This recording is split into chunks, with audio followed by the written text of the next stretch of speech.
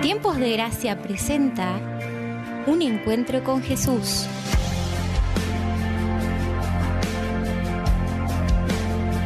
Bien, estamos con Miguel, que nos va a compartir un mensaje de parte de Dios para cada uno de nosotros.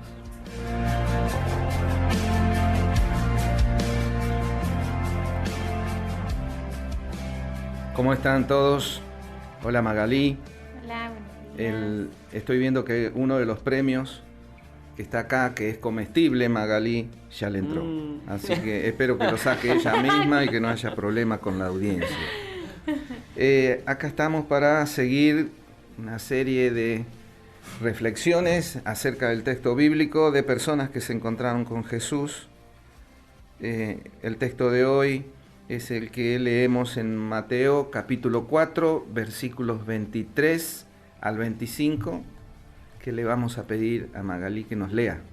Bien, en la versión Dios habla hoy de la Biblia nos dice, Jesús recorría toda Galilea, enseñando en las sinagogas de cada lugar.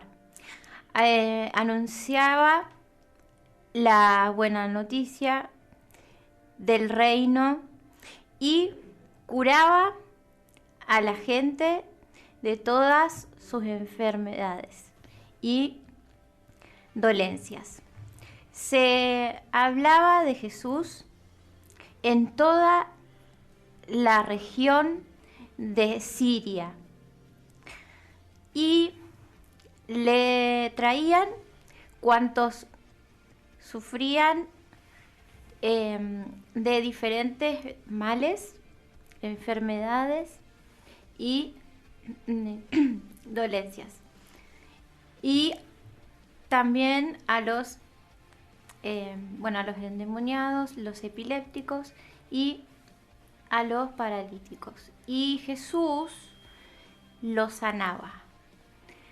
Mucha gente de Galilea, de los pueblos de la Decápolis de Jerusalén, de Judea y de la región de oriente del Jordán, seguían a Jesús. O sea, imagínense todas las personas que lo estaban conociendo gracias a todo esto, ¿no? Bien, gracias Magalí. Entonces, ¿quiénes vinieron al encuentro de Jesús? La meditación de hoy lleva por título Todos los que sufrían algún mal. Y siempre recordamos que son personas que se encontraron con Jesús. ¿Quiénes vinieron al encuentro de Jesús? Geográficamente estamos en Galilea. Él sale de Capernaum, una ciudad que había hecho como su base de operaciones, sale desde allí a la zona norte de Israel, para tener una idea, 120 kilómetros al norte de Jerusalén.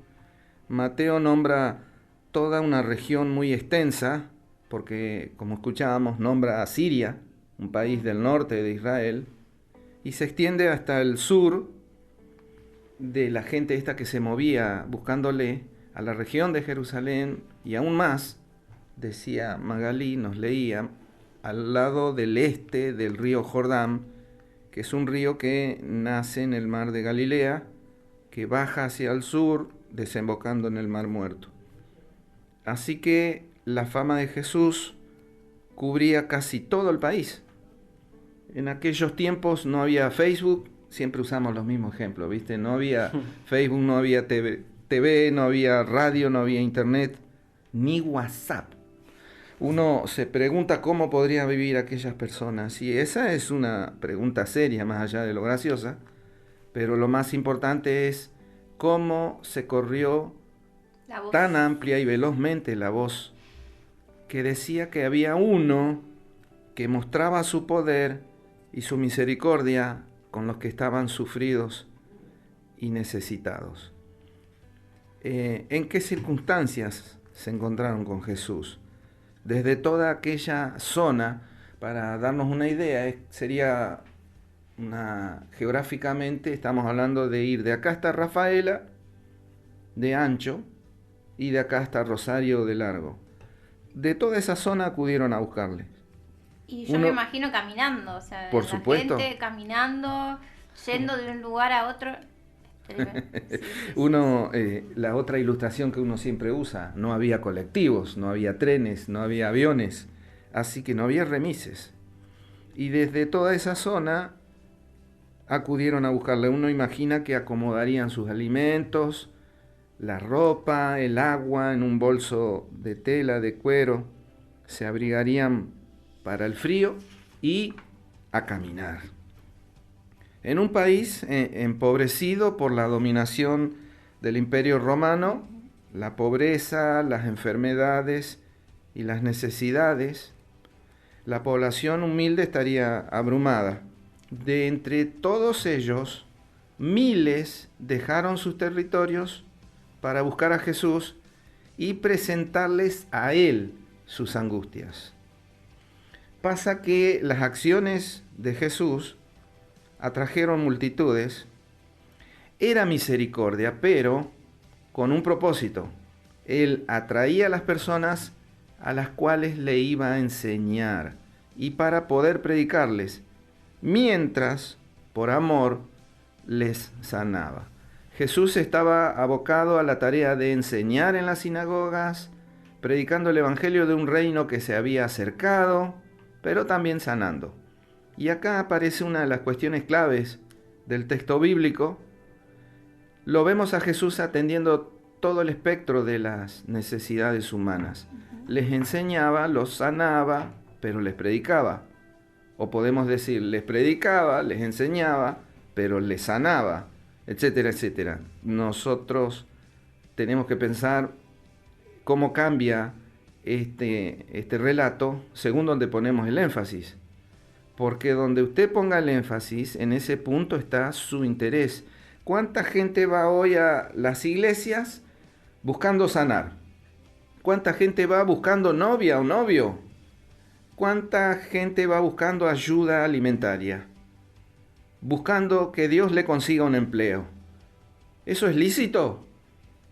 Es lícito, pero en esas solas cuestiones se agota todo el interés humano. Leí por ahí una ilustración de la idea que quiero que meditemos. ¿Recordará alguno la historia de Hansel y Gretel? Que entraron a un bosque donde iban dejando migajas de pan en el piso para que los guiara a ellos, a él y a su hermana, de regreso a su casa. Pero no pudieron encontrar el camino porque los pájaros del bosque se comieron las migajas del pan. Algo similar, pero más profundo, vemos aquí.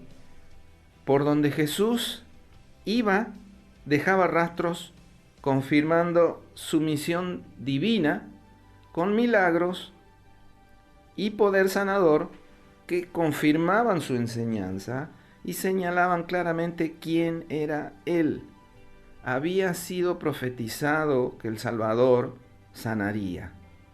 Y eso iba a mostrar su deidad validadas por sus palabras y sus acciones. Hoy está lleno de sanadores.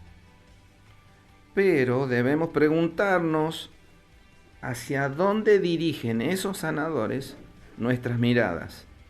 Prestar atención al contenido de sus palabras, de sus mensajes, y si están tratando con el problema real y mortal que sufre el hombre, su pecado y su rebelión contra Dios. Ahora, ¿qué impacto produjo el encuentro en la vida de estas personas que se encontraron con Jesús?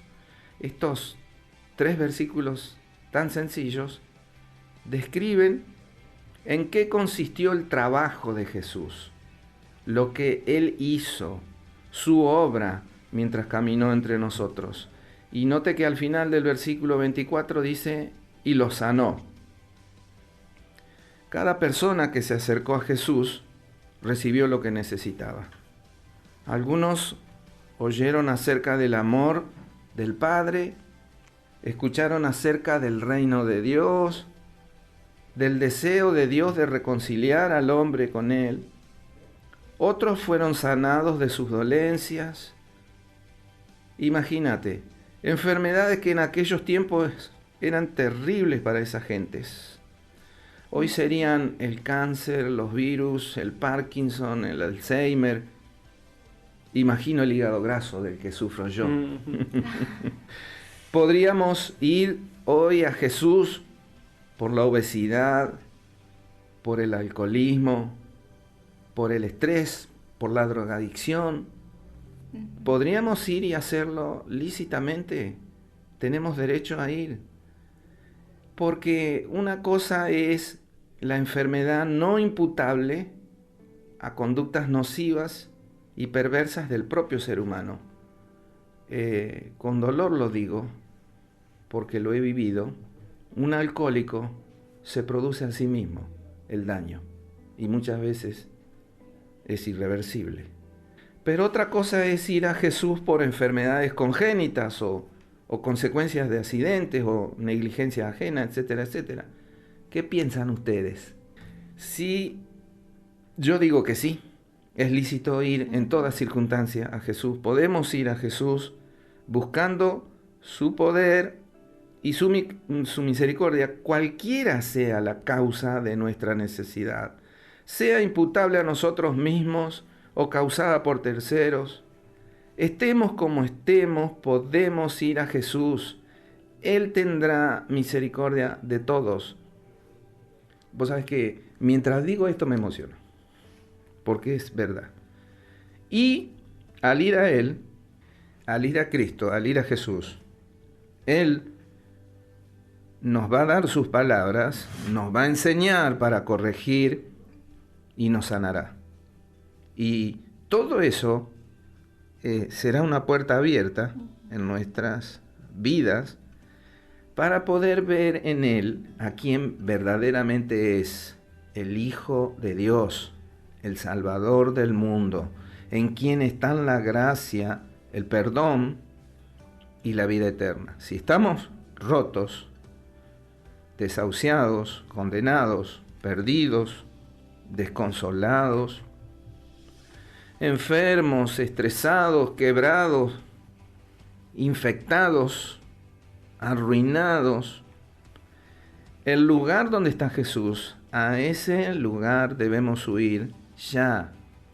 Salgamos ahora mismo para encontrar al único que puede darnos la solución al problema más grave que sufrimos, el pecado, y si es su deseo, también la sanidad, la ayuda y la provisión que necesitamos.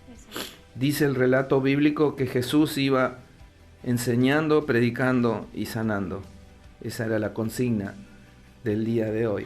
Esas tres acciones provocaron que mucha gente lo siguiera.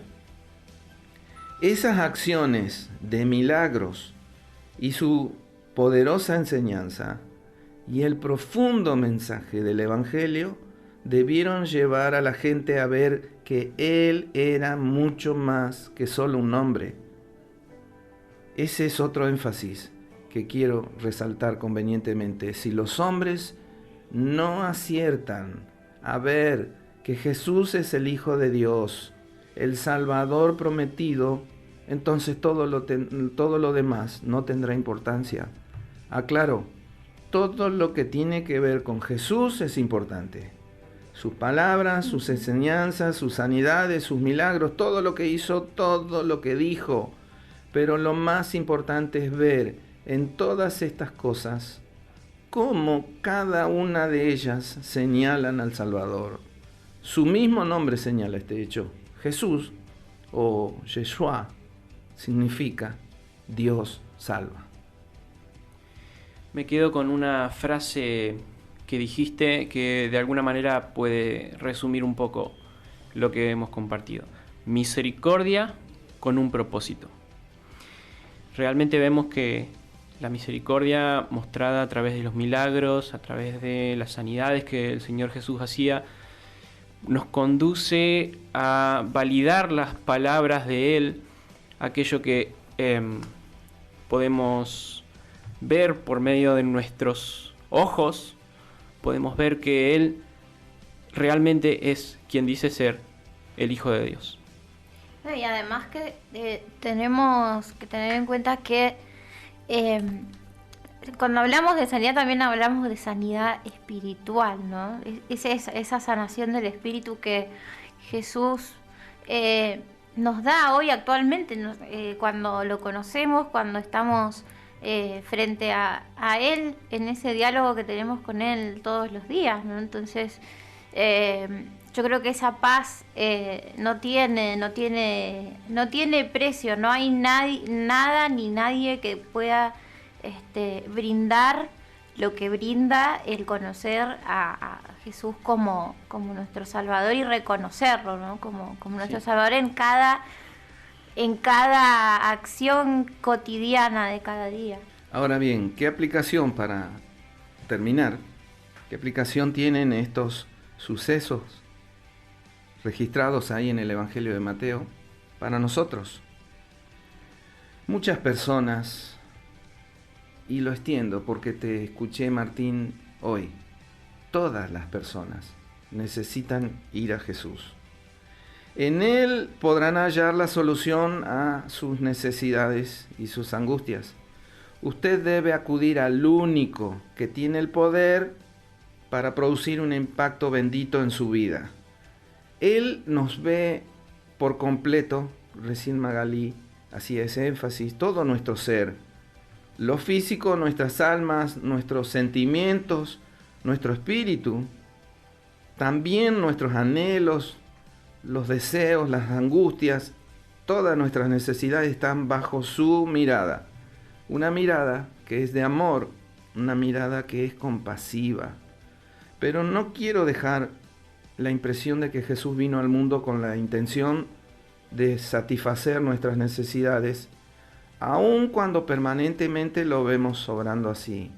Jesús vino a dar solución al terrible problema de un hombre que se condena a sí mismo a una atroz eternidad sin Dios, por medio de la muerte de Jesús en la cruz, ocupando el lugar de otros, específicamente el lugar mío, el lugar de Martín, el lugar de Magalí, el lugar de Gabriel, el lugar suyo, querido oyente. Al morir Jesús, la muerte que merecíamos nosotros, ahora la vida está disponible. Está disponible para quienes sepamos aceptar ese ofrecimiento por medio de la fe. Dios nos salva por medio de sí mismo. Dios nos salva en sí mismo. Y Dios nos salva de sí mismo. En última instancia, el hombre que rechaza o desprecia o no tiene ningún interés en Jesús, se condena a sí mismo, porque rechazó la mano que le tendió Dios desde la cruz en la persona de su Hijo. Porque lo que no entiende el mundo es que Jesús vino a salvar lo que se había perdido. No dice que vino a sanar, dice que vino a salvar. Cada minuto que demoramos en ir a Jesús es un minuto perdido. Amados oyentes, yo sé, Roberto, que estás escuchando esto. No demoren más la decisión de ir a buscar a Jesús. Él no se oculta de quienes le buscan con corazones sinceros. Y lo que dice el Evangelio, todavía hoy, 2000 años después, es que Dios está dispuesto a perdonar.